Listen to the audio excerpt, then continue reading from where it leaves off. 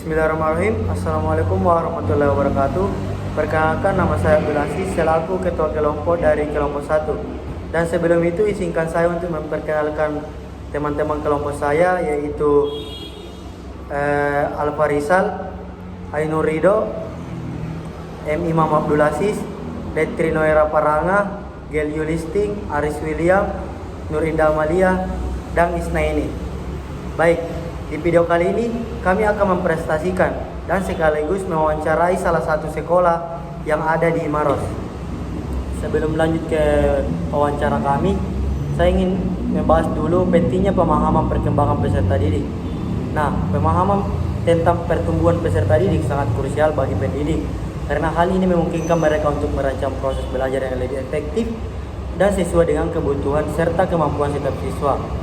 Dengan pemahaman ini, pendidik juga dapat memberikan dukungan yang tepat serta mendorong siswa agar dapat mengeluarkan potensi terbaik mereka.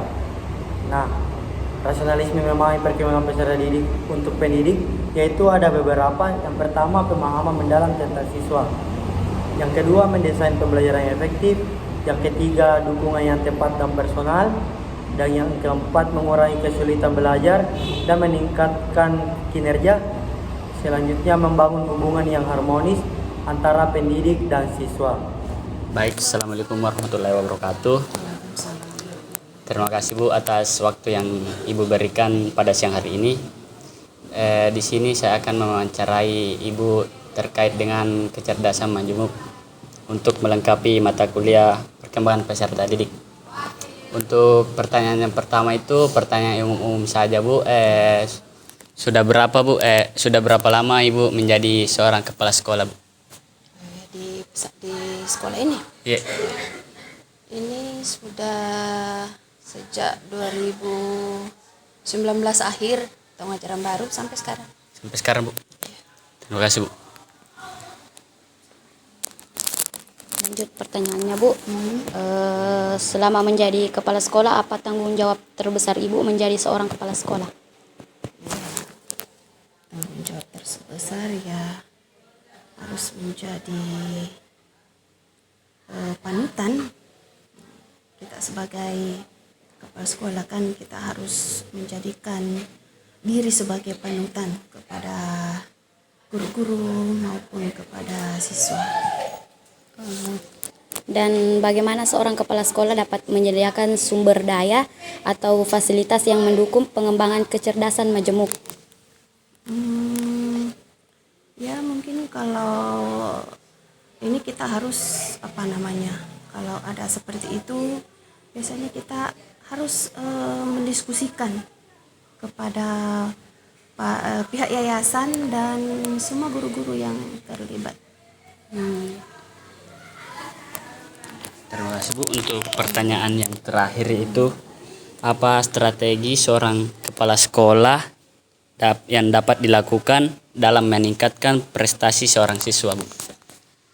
Ya, dalam meningkatkan prestasi seorang siswa, kita itu harus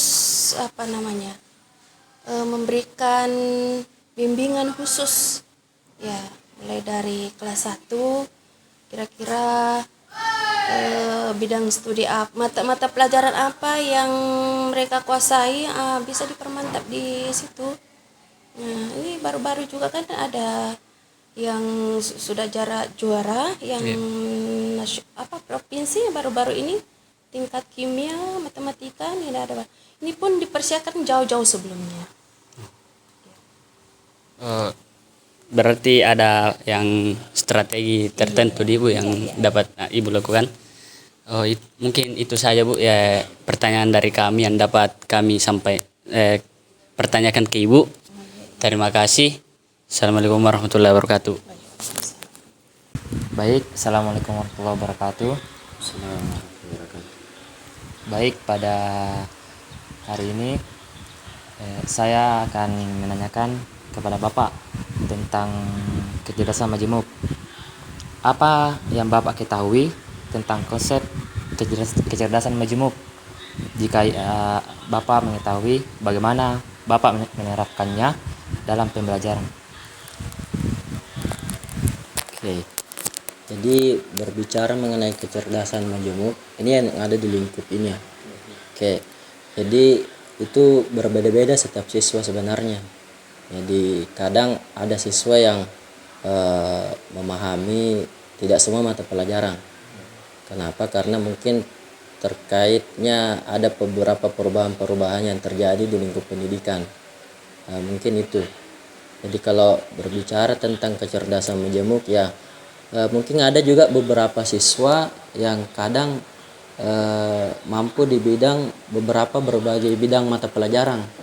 Nah, buktinya baru-baru ini ada beberapa siswa khususnya di pelajaran matematika, biologi sama kimia itu mampu memperoleh kejuaraan tingkat nasional. Iya.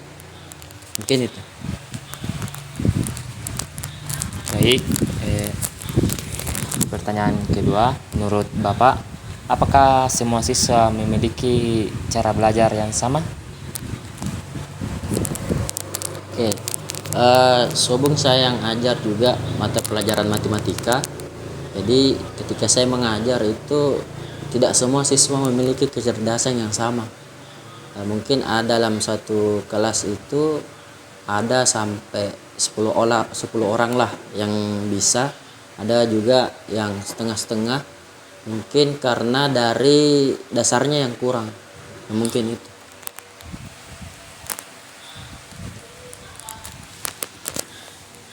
Baik, jadi pertanyaan ketiga, apakah Bapak pernah mengidentifikasi jenis kecerdasan yang paling menonjol dari siswa di kelas Bapak? Apakah Bapak pernah mengidentifikasi jenis kecerdasan yang paling menonjol dari siswa di kelas Bapak? Oke, jadi maksudnya ini kecerdasan siswanya, memang ada beberapa jenis Kak, kalau kecerdasan siswa. Misalnya kalau ada yang lebih menonjol, Oh, lebih kentara ya. ini yang dimiliki oleh setiap siswa ya. Oh iya, itu kadang kalau saya pribadi nggak tahu kalau guru yang lain itu ini pada saat proses pembelajaran matematika itu ada beberapa orang yang tidak tahu ini apa artinya menyamakan persamaan itu, dan juga ada beberapa siswa yang bahkan lebih dominan di bidang itu.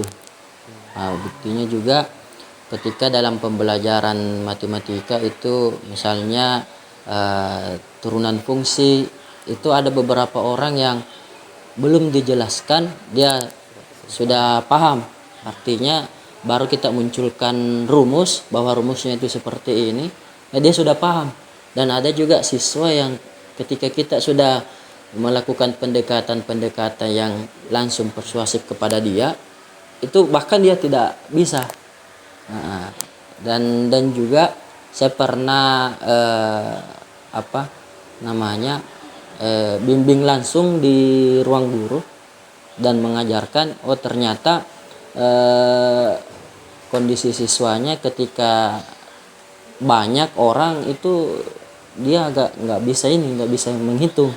Ketika orangnya sendiri dia bisa ternyata. Iya, mungkin itu salah satu penyebabnya juga. Mungkin karena dia diganggu sama temannya kah ataukah bagaimana? Iya, mungkin seperti itu. Oke, untuk pertanyaan selanjutnya Pak, mungkin pertanyaan tadi ini dan pertanyaan selanjutnya itu sangat berkaitan dengan pertanyaan tadi Pak. Yang pertama itu bagaimana Bapak menyelesaikan metode pembelajaran untuk mengakomodasi kecerdasan pada siswa yang berbeda-beda? Ya, seperti tadi yang saya sebutkan bahwasanya ada beberapa siswa, anggaplah misalnya 10 orang dalam kelas itulah yang menguasai ataukah dalam konteks kecerdasannya ya di atas lah dibanding siswa yang lain. Itu saya ajarkan metode kooperatif ya, dengan cara berkelompok ya. Jadi misalnya ketika ada 10 orang ya 2 orang itu mengisi kelompok yang satu dengan kecerdasan yang di atas dibandingkan temannya. Jadi yang 10 orang itu saya bagi-bagi. Iya, supaya apa? Supaya dia mampu memberikan pemahaman kepada temannya juga, adanya saling bekerja sama.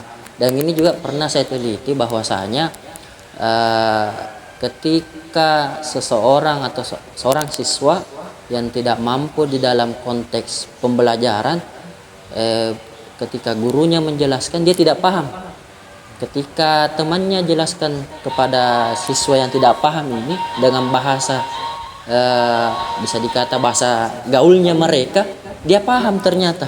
Iya, mungkin itu juga makanya sampai saat ini saya juga masih terapkan itu metode kooperatif. Itu menurut saya lebih efisien, karena di samping kita juga membimbing siswanya, dia juga saling bekerja sama. Dan memang juga yang sekarang itu siswa dituntut untuk saling bekerja sama antara yang lain. Iya, mungkin seperti itu. Mungkin untuk pertanyaan terakhir itu Pak, apa tantangan yang Bapak hadapi dalam menerapkan pendekatan yang siswa dengan kecerdasan majemuk? Tantangannya Pak. Oke, mungkin tantangan kita di sini itu kalau pondok pesantren itu ada aturan tersendirinya dibandingkan dengan sekolah-sekolah yang lain. Mungkin di sekolah yang ini, sekolah negeri lah misalnya, itu kadang dia diberikan izin untuk membawa HP ke sekolah. Kalau kita di lingkup pondok pesantren itu tidak diizinkan. Kenapa? Karena mungkin ada aturan-aturan tersendirinya kami. Mungkin itu. Kenapa? Karena sebenarnya untuk mencapai dalam konteks kecerdasan itu siswa perlu membaca. Iya. Kenapa? Karena di samping bisa dikata dalam 100%, 70% atau bahkan 60% itu siswa dituntut untuk mencari referensi lain. Iya, kenapa? Karena contoh misalnya ada istilahnya AI. Ya. Jadi ketika siswa itu tidak mahir menggunakan AI, bisa dikata dia notabene-nya siswanya itu tidak mengikuti zaman. Iya. Dan juga ketika kita di pondok pesantren tanpa menggunakan itu alat komunikasi, itu cukup susah juga memberikan gambaran-gambaran kepada siswa bahwasanya gambaran seperti ini yang sebenarnya. Iya, jadi berhubung kami di sini juga itu sudah ini dalam konteks LCD-nya ya sudah memadai, sudah ada juga. Cuman itu kendala kami bahwasanya di aturannya kami itu terkait itu telekomunikasi tadi, itu tidak ada atau bahkan tidak diperbolehkan santri kami itu membawa HP. Iya, takutnya dia salah gunakan ya, karena kemarin juga khususnya yang pondok itu beberapa tahun yang lalu dia ada gunakan HP-nya untuk menelpon orang tuanya untuk suruh jemput, padahal belum waktunya untuk dijemput. Itu juga mungkin itu kendala kami. Dan juga di daerah ini jaringannya juga kurang, makanya itu. Tapi di samping itu ya kita kembali lagi bagaimana guru itu memberikan pemahaman supaya siswanya itu bisa setara dengan siswa-siswa yang ada di negeri. Iya, buktinya juga dengan adanya pengajaran seperti yang kami ajarkan, ada siswa kami yang itu lolos dalam olimpiade baru-baru ini. Iya, mungkin itu.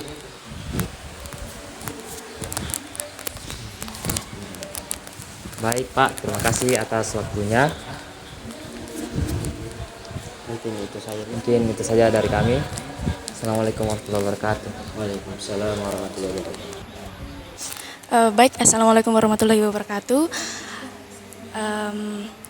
Pertama-tama terima kasih kami ucapkan kepada adik-adik karena sudah meluangkan waktunya untuk bisa kami wawancarai. Jadi sebelumnya perkenalkan, kami dari Universitas Negeri Makassar.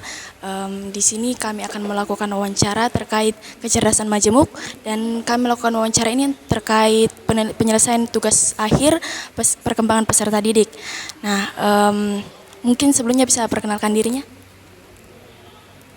Perkenalkan, nama saya Nabila Nurul Mutia, biasa dipanggil Nabila. Saya perwakilan dari kelas 11 IPA. Perkenalkan, nama saya Siti Kirani, biasa dipanggil Kirani, perwakilan dari kelas 11 IPA. Baik, langsung saja kita mulai wawancaranya. Wawancara pertama akan dimulai oleh Saudara Isnaini. Dipersilakan. Baik, pertanyaan pertama, menurut Tak apa itu kecerdasan?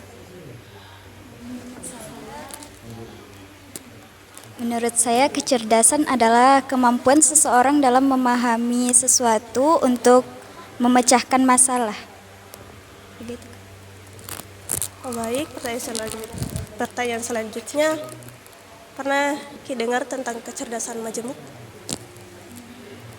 Pernah sih Kak, waktu pelajaran BK dan PPKN, katanya kecerdasan itu bukan juga soal akademik saja. Oh, baik, pertanyaan ketiga, dari beberapa jenis kecerdasan majemuk seperti kecerdasan linguistik, logika, matematika, musikal, interpersonal, visual spasial, dan naturalis. Menurut Tak, kita unggul di bidang yang mana? Menurut saya merasa lebih kuat di kecerdasan musikal dan interpersonal. Saya suka main alat musik dan gampang akrab dengan orang lain. Baik, terima kasih Saudara Nabila ya Nabila atas jawabannya. Terima kasih banyak. Kemudian kepada Saudara siapa tadi? Kirani akan diwawancari oleh Saudara Gel Yuristin. Dipersilakan. Oke, baik. Terima kasih untuk waktunya. Jadi di sini saya mau bertanya tentang apakah pernah guru-guru di sekolah ini mengaitkan gaya belajar siswa dengan tipe kecerdasan ini? Maksudnya kecerdasan majemuk ini. Kadang iya Kak, terutama itu untuk guru seni, karena kalau dari pelajaran lain itu mungkin belum tentu karena masih pelajaran umum. Baik, terima kasih. Terus misalnya nih, kalau kamu diberi kesempatan untuk memilih metode belajar yang sesuai dengan kecerdasan, kamu pengen seperti apa? Saya ingin metode belajar yang lebih interaktif, itu seperti ada ajang kelompoknya yang lebih kreatif. Terima kasih untuk jawabannya. Jawabannya sangat membantu kami. Terima kasih. Baik, itulah wawancara yang dapat kami lakukan kepada siswa di sini. Jadi terima kasih. Assalamualaikum warahmatullahi wabarakatuh.